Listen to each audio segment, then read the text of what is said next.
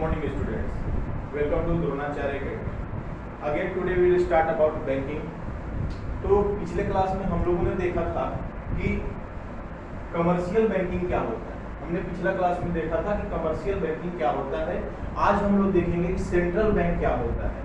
तो आज हम लोग का टॉपिक है सेंट्रल बैंक, जिसको हिंदी में केंद्रीय बैंकिंग भी कहा जाता है.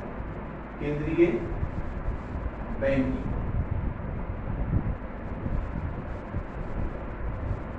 अब आखिर इसका मीनिंग होता क्या है, तो पहले हम लोग जान लेते हैं कि सेंट्रल बैंक होता क्या है. तो सेंट्रल बैंक एक ऐसी संस्था है जहां पर नोटों की छपाई की कार्य दी जाती है. जैसे कि a government monetary authority that issue currency and regulate the supply of credit and hold the reserves of other bank and sell new issue of security for the government. मतलब इसका क्या हुआ कि केंद्रीय बैंक को ये अधिकार मिलता है कि वो इशू करेगा क्या, तो इशू करेगा करेंसी. क्या करेगा? इशू करेगा करेंसी.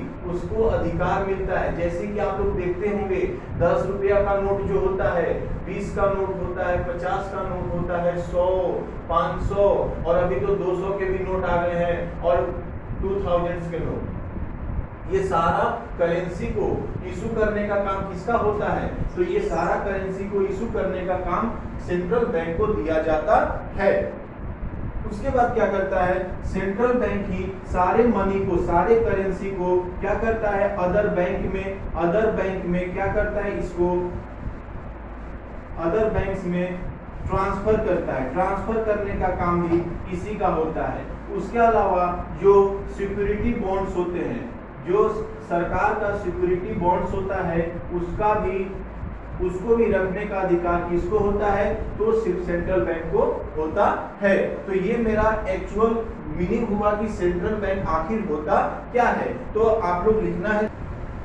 हाँ देखिए, ये मेरा एक्चुअल डिफिनेशन हुआ, ये मेरा मीनिंग हो गया किसका, तो सेंट्रल बैंक का, कि a government monetary authority that issue currency and regulate the supply of credit. इस पर ध्यान दीजिएगा, credit and hold the reserves of other bank. मतलब क्या हो गया, एक बार और फिर से आप समझ लीजिए कि सेंट्रल बैंक को गवर्नमेंट के द्वारा मॉनेटरी का ऑथोरिटी मिल जाता है, अधिकार मिल जाता है, जो कि क्या करता है, इशू करता है करेंसी को. हमने अभी बताया आपको कि क्या करता है, करेंसी को इशू करता है.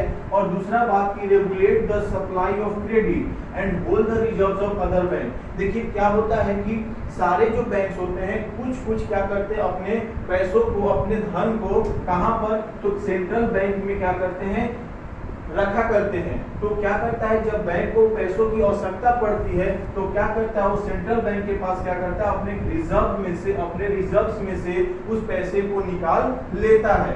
And sell new issues of security of government. और क्या करता है, गवर्नमेंट के जो सिक्योरिटी होते हैं उसको क्या कर, नया तरीके से या तो सेल कर देता है या तो फिर इशू कर देता है. तो मेरा ये टॉपिक खत्म हुआ आज का कि सेंट्रल बैंक का मीनिंग क्या होता है. तो ये आपका डिफिनेशन हुआ, आप लोग लिख सकते हैं.